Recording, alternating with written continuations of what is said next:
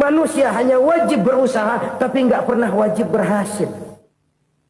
Banyak hal-hal yang kalau kita renungkan secara rasio nggak mungkin, tapi jadi kenyataan. La haula wala quwata illa billah. Tidak ada daya dan kekuatan kecuali bagi Allah semata-mata. Kesadaran moral akan kelemahan dan keterbatasan makhluk bernama manusia.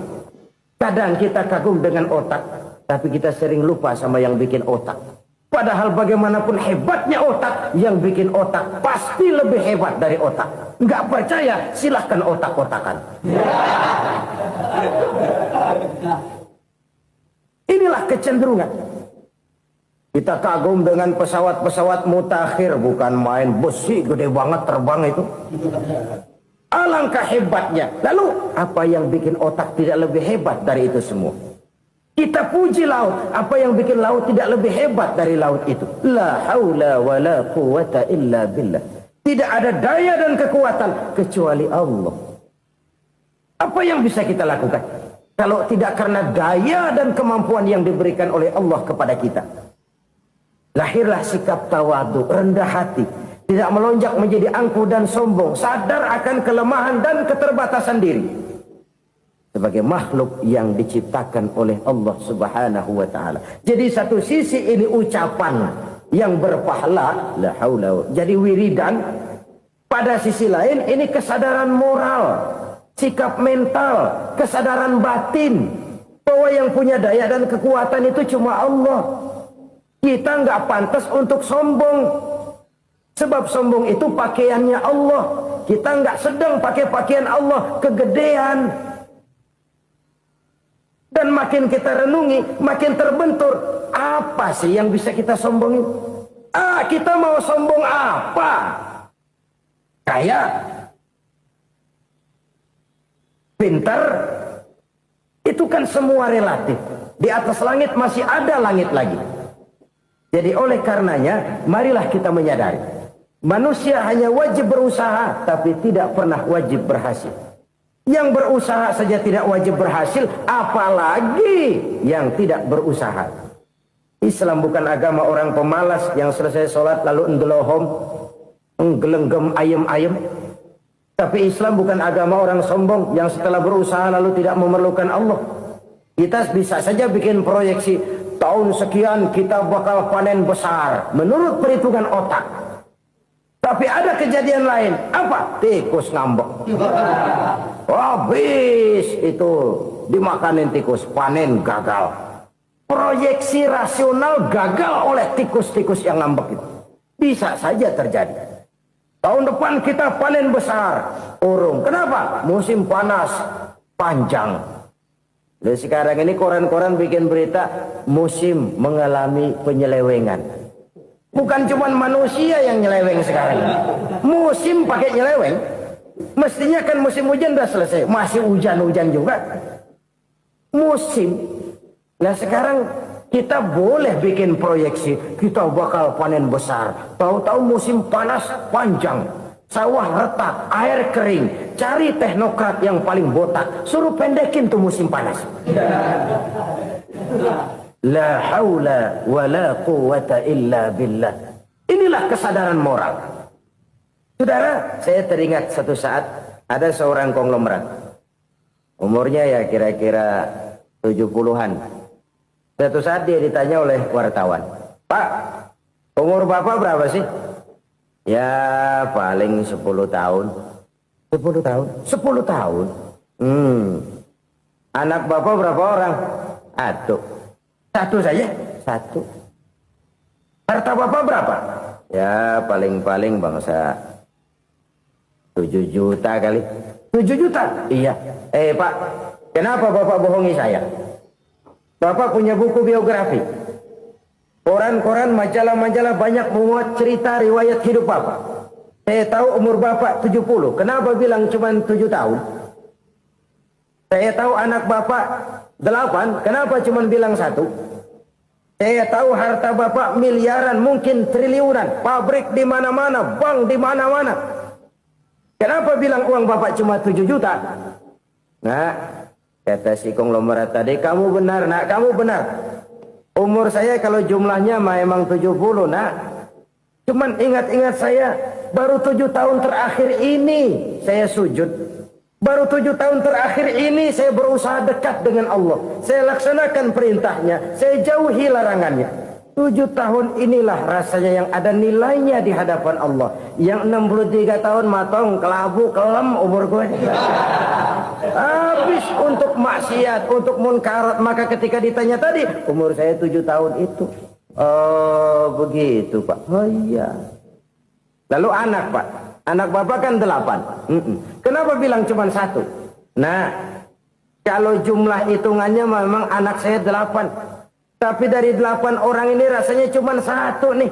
Yang bakal jadi buah hati, belahan jantung. Pelanjut cerita, penerus sejarah. Bakal jadi anak soleh yang akan mendoakan saya. Cuma 1 rasanya anak saya ini yang bakal jadi buah hati saya. Besar-besaran saya. Yang akan mendoakan di kubur saya. Yang akan mendoakan di akhirat saya.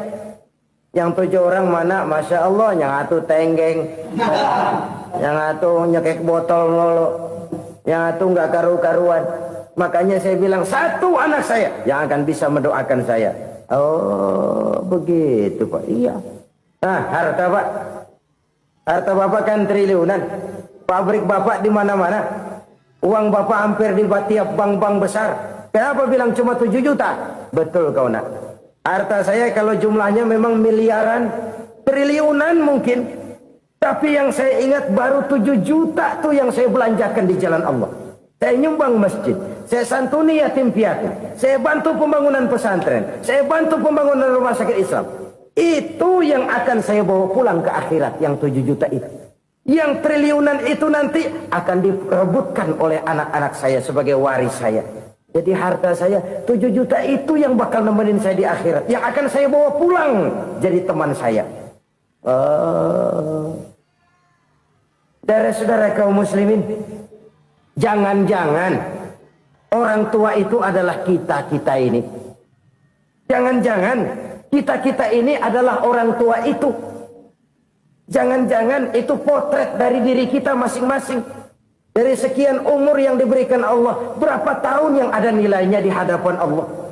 Dari sekian anak-anak yang merupakan amanah, berapa yang akan mendoakan kita sebagai orang tuanya menjadi anak soleh. Dari sekian banyak harta yang diberikan Allah, berapa yang akan kita bawa pulang menghadapnya nanti, yang kita belanjakan di jalan Allah. Ini sebuah potret kehidupan.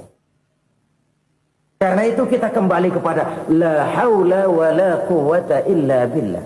Kita wajib berusaha, kita wajib berikhtiar. Selebihnya segala daya dan kekuatan hanya milik Allah saja semata-mata. Satu kesadaran batin dari setiap pribadi muslim.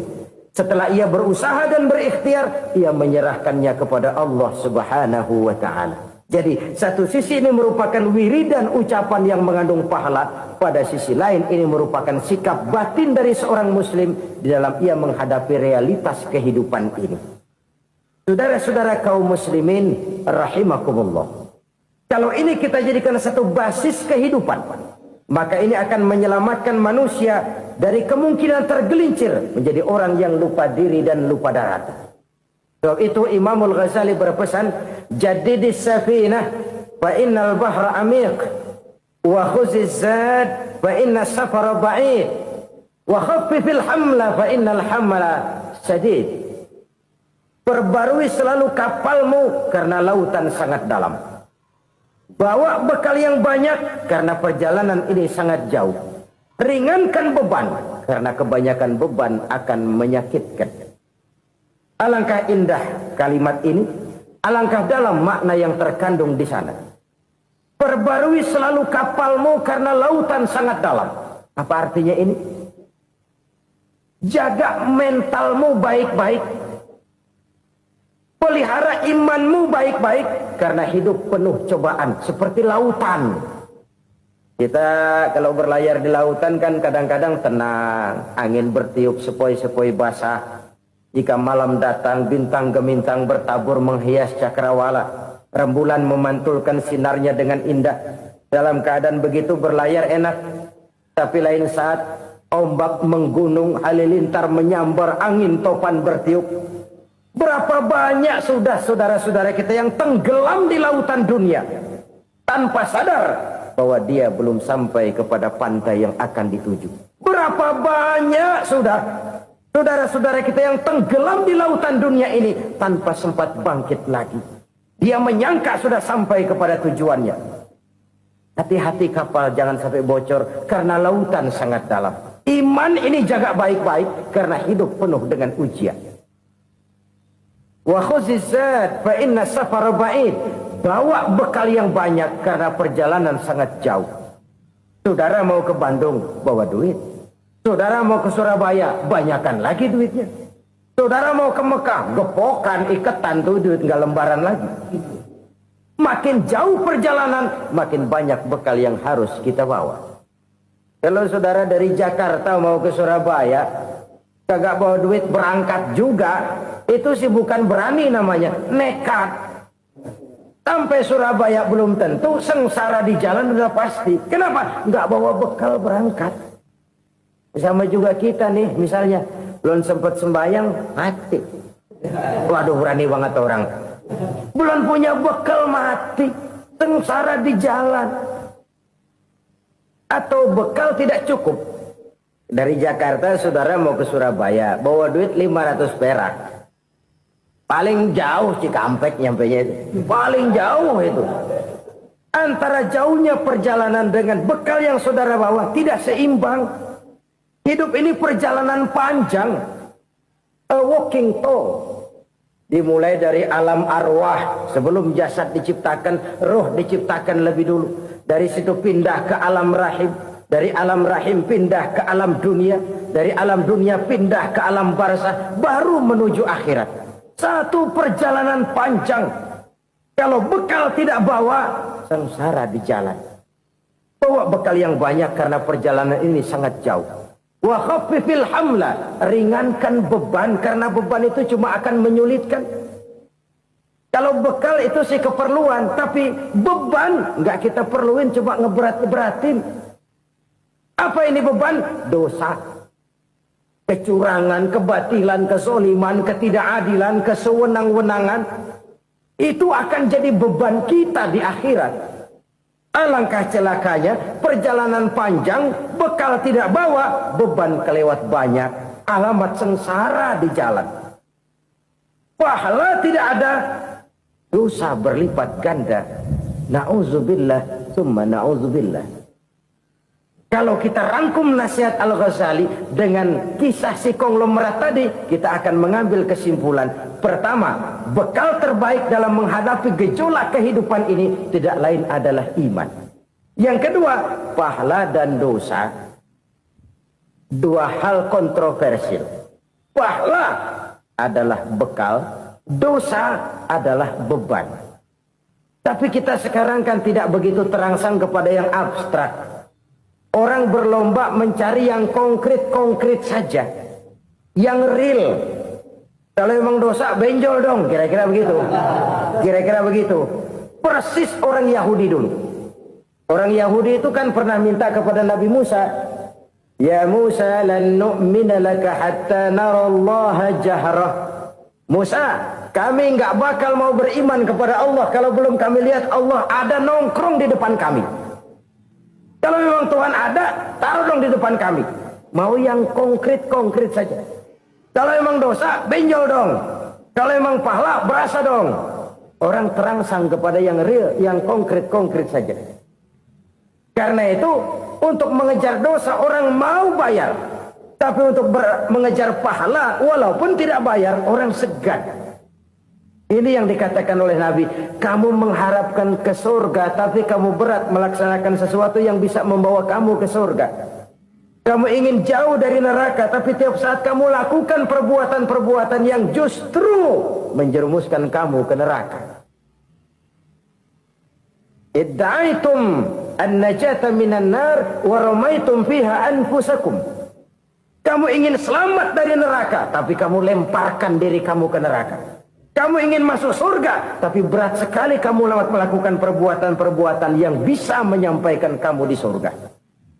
Saudara-saudara kaum muslimin, rahimakumullah. Jadi hal keempat yang merupakan perbendaharaan surga adalah la haula wa la quwata illa billah.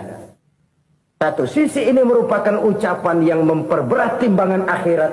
Pada sisi lain ini merupakan sikap hidup seorang muslim. Kesadaran batin yang sangat dalam bahwa tidak ada daya dan kekuatan kecuali Allah. Dan itu kita simbolkan pada saat memulai pekerjaan dengan Bismillah. Dengan menyebut nama Allah. Satu kesadaran moral. Saya hanya bisa melakukan ini karena diberikan daya dan kekuatan oleh Allah. Lahirlah sikap tawadu, rendah hati, tidak melonjak menjadi angkuh dan sombong.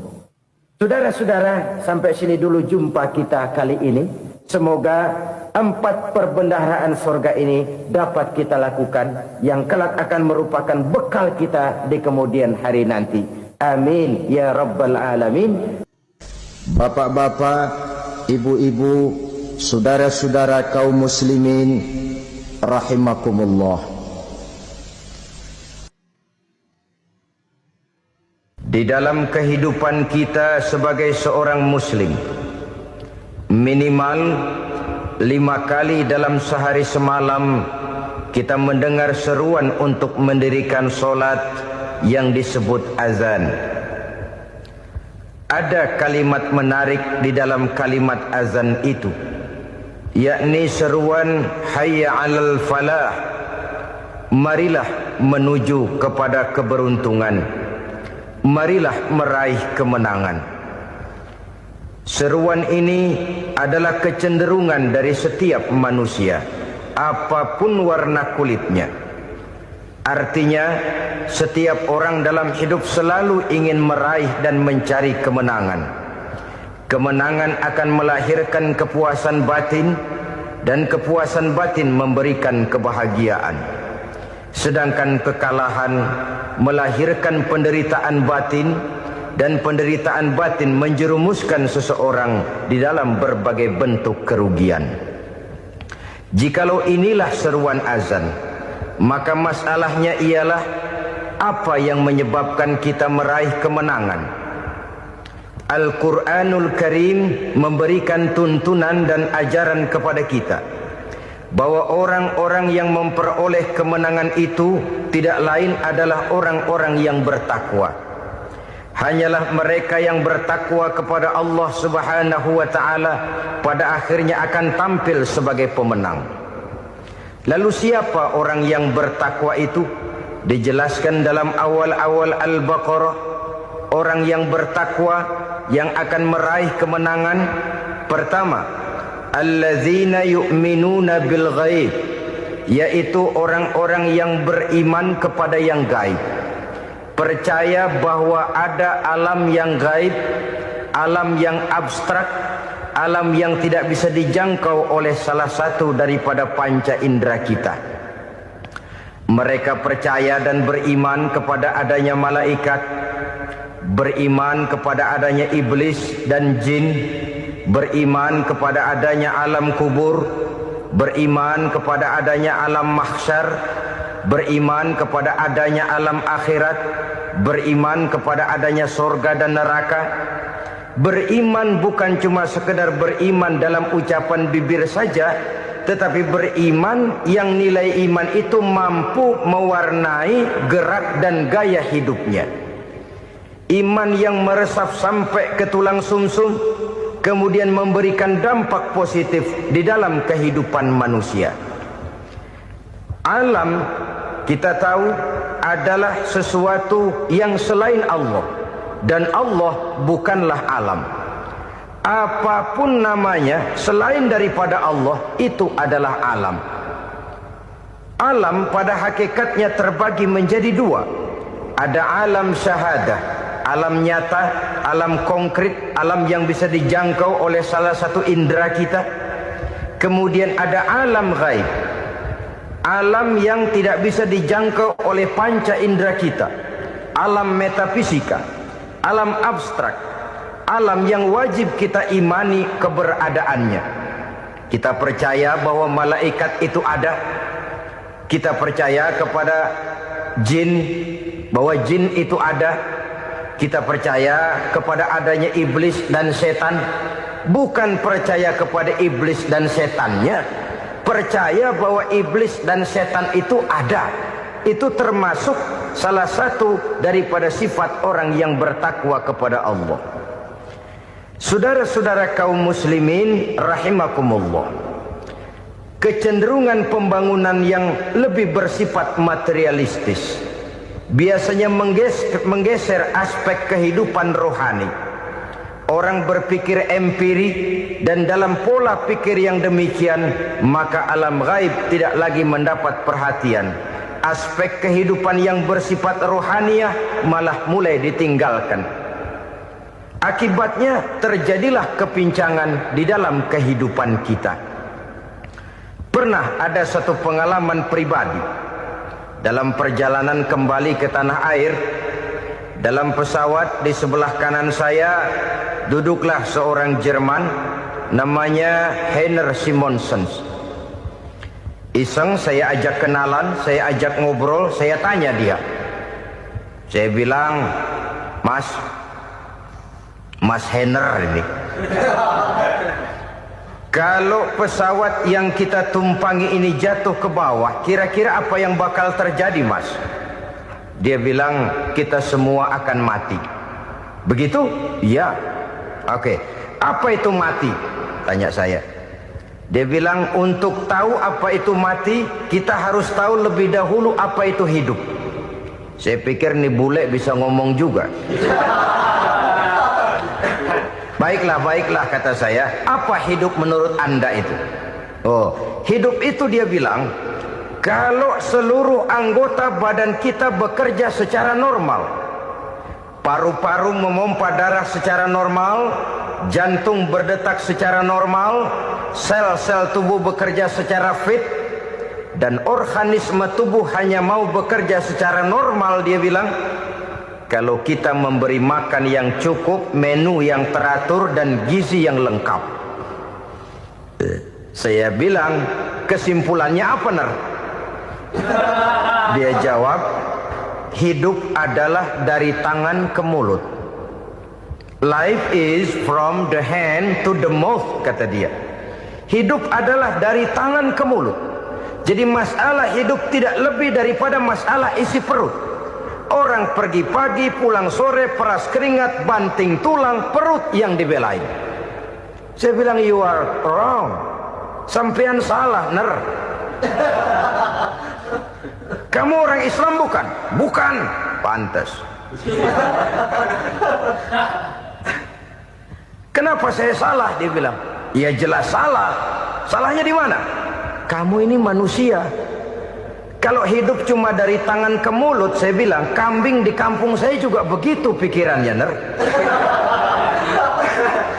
Itu kambing di kampung saya, asal perutnya kenyang, sudah hidup dia. Perkara besok bagaimana, lusa prospeknya macam mana, bulan depan ada apa, kambing nggak pernah mikir. Di kampung saya kambing juga pikirannya begitu. Kamu Kristen ya? Tadinya. Loh kok tadinya, lalu apa sekarang kamu ini? Dia bilang, sekarang saya netral. Saya tidak beragama, tapi saya percaya kepada Tuhan sebagai pencipta alam. Saya ingat benar dia bilang, I haven't any religious, but I believe to God as the creator of the world. Kenapa bisa netral begitu, Ner? Habis saya bingung katanya. Islam bilang Islam baik, Kristen bilang Kristen baik, Hindu Buddha bilang Hindu Buddha baik, semua agama baik. Saya netral sekalian, nggak beragama. Yang penting saya percaya kepada Tuhan. Saya bilang, Ner, kamu ini kayak orang mau beli celana, lalu bingung. Yang satu bilang Levi's bagus, yang satu bilang Blue Jean hebat, yang satu bilang Wool England hebat. Celana ini hebat, celana itu bagus, celana ini hebat. Semua celana bagus, kamu bingung. Akhirnya netral, tidak pakai celana. Itu juga salah. Saya pikir-pikir, kemudian saya melihat bahwa dua pola berpikir Heiner ini nampaknya sudah mulai menggejala di lingkungan masyarakat bangsa kita. Disadari atau tidak, secara jujur kita harus berkata, dua pola pemikiran Heiner ini mulai berkembang di tengah masyarakat bangsa kita. Pertama, pola pikir materialisme. Hidup adalah dari tangan ke mulut. Masalah hidup tidak lebih masalah isi perut. Itu yang perlu dibela, dan disitulah arti kehidupan. Pergi pagi, pulang sore, peras keringat, banting tulang untuk mempertahankan perut.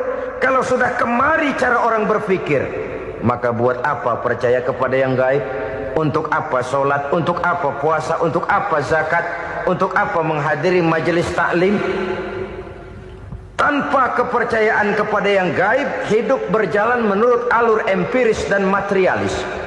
Kalau sudah ke sana cara orang berpikir, biasanya orang lalu cenderung menghalalkan segala cara. Hanyalah orang yang percaya bahwa akhirat ada. Hanyalah orang yang percaya bahwa alam kubur itu ada. Hanyalah orang yang percaya bahwa malaikat itu ada, hidupnya akan lebih terarah dan terkendali. Karena kepercayaan kepada yang gaib, yang merupakan fase daripada kehidupan setelah hidup yang sekarang ini, mewarnai gerak pribadi seseorang di dalam dia melakukan kegiatan hidupnya. Pola berpikir materialisme, disadari atau tidak, mulai menggejala di lingkungan masyarakat bangsa kita. Hidup tidak lebih dari urusan tangan ke mulut, mulut ke tangan, tangan ke mulut.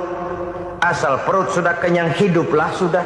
Perkara bagaimana prospek hari yang akan datang, bagaimana akhirat, tidak jadi persoalan.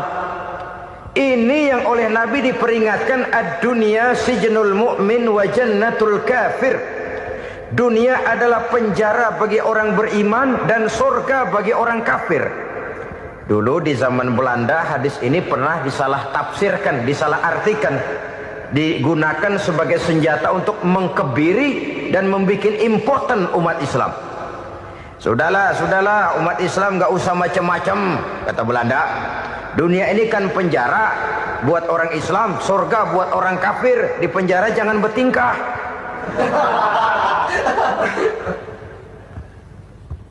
Pengertiannya tidak begitu. Dunia adalah penjara bagi orang mukmin. Artinya dalam kehidupan dunia seorang mukmin tidak bebas memperturutkan hawa nafsunya. Di penjara hawa nafsunya. Sebaliknya surga bagi orang-orang kafir. Buat orang kafir surgalah dunia ini. Mereka bebas memperturutkan hawa nafsunya. Dilarang tidak terlarang, dicegah pun tidak tercegah. Mereka hidup menurut alur bisikan nafsu mereka sendiri. Kemudian bila ajal datang, maut merenggut nyawa, selesailah surganya sampai di situ. Maka bagi orang-orang yang tidak percaya kepada adanya akhirat, kepada adanya alam gaib, surganya sebatas umurnya. Sekali lagi, surganya sebatas umurnya. Bila umur selesai, ajal pun datang merenggut nyawa, selesailah sudah surganya sampai di situ. Alangkah pendeknya perjalanan orang-orang yang tidak percaya kepada alam gaib ini. Bagi kita mukmin, jikalau kita mampu memenjarakan hawa nafsu, kita bisa bahagia di dunia ini. Dan Islam memang tidak menyuruh kita sengsara di dunia. Raih dunia, kejar dunia, gapai dunia sebagai alat untuk mencapai kebahagiaan di akhirat nanti. Hidup adalah satu perjalanan panjang yang terbentang sejak kita terlahir dari alam rahim sampai kepada alam akhirat nanti. Andai kata kita gagal meraih kebahagiaan di dunia, toh kita masih punya akhirat. Tapi jangan jadi dalil yang melemahkan semangat. Biarin dah kita di dunia kebelangsak, yang penting akhirat. Akhirnya dunia benar-benar kebelangsak. Bagaimana dunia ini bisa kita raih, dan bagaimana meraih dunia untuk menunjang kepentingan akhirat nanti. Yang kedua, dari pikiran Heiner yang saya lihat menggejala di lingkungan masyarakat bangsa kita, timbulnya manusia-manusia netral. Seolah-olah Tuhan yes, agama no. Sama Tuhan percaya, agama ogah. Tuhan ngangguk, giliran agama godeng. Padahal hampir dalam setiap ayat dalam Quran, kata-kata amanu biasanya bergandeng dengan wa amilus sholihat. Iman dan amal soleh. Ini sebagai isyarat Tuhan dan agama jangan pernah dipisah-pisah. Apabila kita bertuhan, maka kita harus beragama. Apabila kita beragama, maka agama itu harus bersumberkan dari Tuhan yang kita imani itu. Tidak mungkin kita pisah Tuhan yes, agama no. Sama Tuhan percaya tapi agama bikin sendiri. Sembayangnya cukup bengong 2 jam madep ngulon.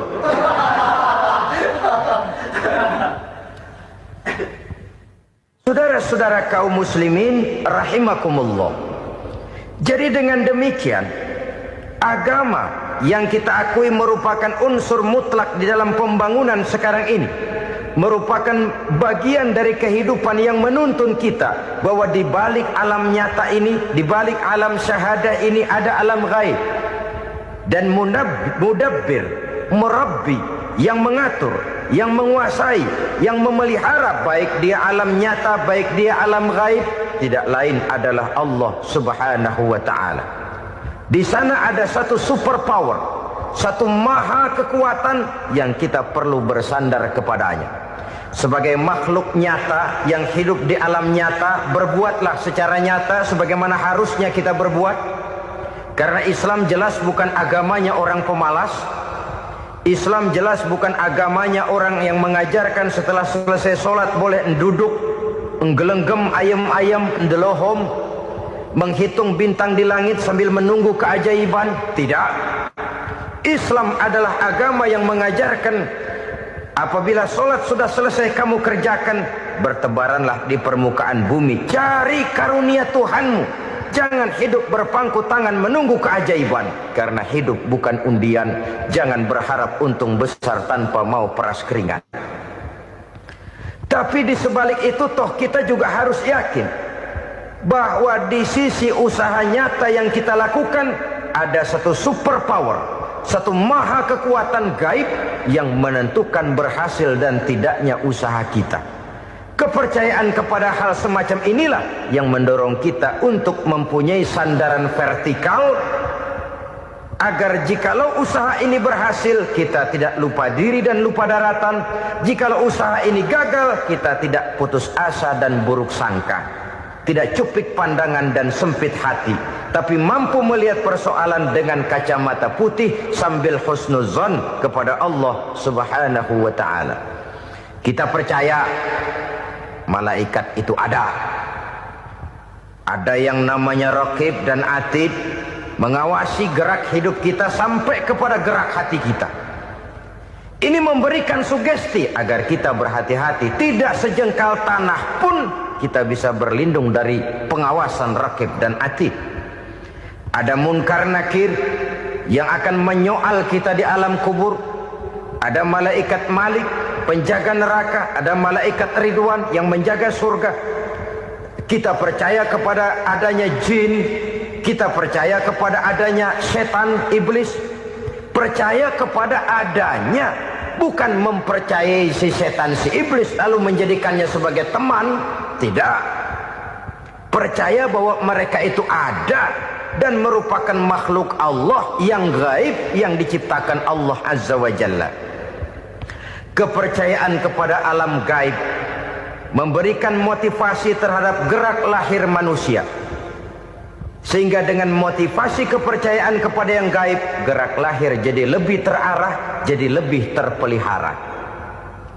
Pernah seseorang bertanya, "Pak, apakah adanya akhirat bisa dibuktikan secara ilmiah?" Saya bilang tidak bisa, tidak bisa. Kenapa? Karena yang berangkat nggak pernah pulang kemari lagi. Kalau dia pulang kemari bisa kita tanya bagaimana enak di sono. Cuma secara moral saya katakan, lebih beruntung orang yang percaya kepada akhirat daripada yang tidak. Sekarang saudara percaya akhirat ada, lalu saudara baik-baik di dunia, sholat, puasa, zakat, menolong orang lain, menebarkan kebajikan. Saudara mati, andai kata akhirat tidak ada, toh dalam hidup saudara sudah berbuat baik. Paling tidak nama saudara akan dikenang sebagai orang baik. Sebaliknya, saudara percaya, kata saya, bahwa akhirat tidak ada, lalu hidup semau-maunya, tenggelam dalam maksiat dan munkarat, menentang Allah, tidak mau ruku dan sujud. Lalu saudara mati, kemudian akhirat ada. Ayo, mau apa? Bekal tidak punya, Jadi secara moral lebih beruntung orang yang percaya kepada adanya akhirat daripada yang tidak percaya. Dan itu alam gaib yang tidak bisa dibuktikan secara eksat. Jangankan untuk membuktikan seperti itu, dalam kehidupan sehari-hari saja yang kita rasakan tidak selalu berbentuk toh. Angin, bagaimana sih bentuknya angin? Kita tidak tahu. Merah. Buktinya kalau dikerok merah. Yang merah itu kulit, yang kulit kita bukan anginnya. Sakit, rasa sakit itu ada, tapi bagaimana bentuk sakit kita nggak pernah tahu. Kalau kita makan cabai pedas, bagaimana bentuk pedas itu tidak ada, tapi rasa ada. Bentuk pedas hijau, cabenya bukan pedasnya. Tidak semua yang kita rasakan bisa kita gambarkan dalam bentuk yang konkret. Oleh karena itu, sekali lagi bahwa kepercayaan kepada alam yang gaib mampu memberikan satu sugesti yang menata kehidupan seseorang lebih lurus, lebih terarah, dan lebih terkendali. Maka wajar kalau kepercayaan kepada yang gaib mengantarkan seseorang untuk meraih kemenangan. Kenapa? Dia percaya kepada yang gaib, bahwa akhirat ada, bahwa alam kubur ada, bahwa pertanggungan jawab itu ada. Maka dia lalu tidak hidup saenae udele dewe itu loh. Tidak hidup menurut seleranya sendiri, terarah, teratur. Ini cirinya yang pertama. Orang bertakwa yang akan meraih kemenangan, mereka beriman, mereka percaya kepada yang gaib. Bahkan hal-hal konkret saja selalu berangkat dari yang gaib. Saudara-saudara, para remaja, para pemuda sekarang ini tidak pernah tahu toh siapa yang akan jadi teman hidup saudara. Kita bisa saja ngerancang, mentargetkan, tapi toh akhirnya yang namanya jodoh bukan kekuasaan kita. Rezeki di luar kemampuan kita. Begitu juga ajal. Maut, jodoh, ajal adalah contoh-contoh konkret bahwa pada akhirnya yang gaiblah yang menentukan. Bertahun-tahun ngelancong, emang jodoh seret, nggak jadi.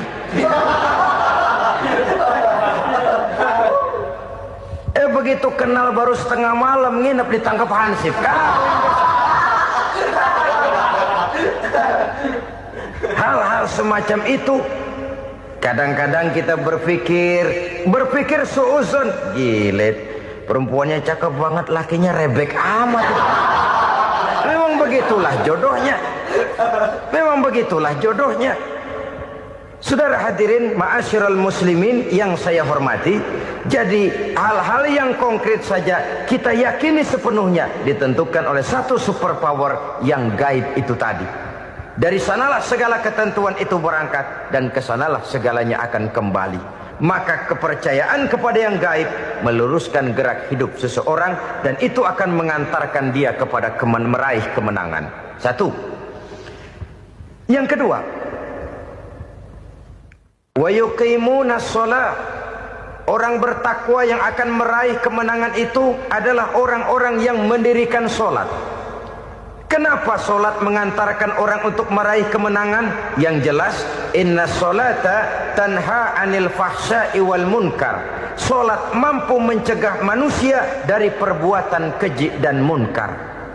Banyak filsafat hidup yang terkandung di dalam sholat ini. Sejak kita wudhu sampai kita menghadap ke arah kiblat, sampai kita melakukan gerak-gerak sholat, bacaan-bacaan yang ada di dalam sholat, lalu sampai kepada mengucapkan salam. Banyak filsafat hidup yang terkandung di dalam sholat.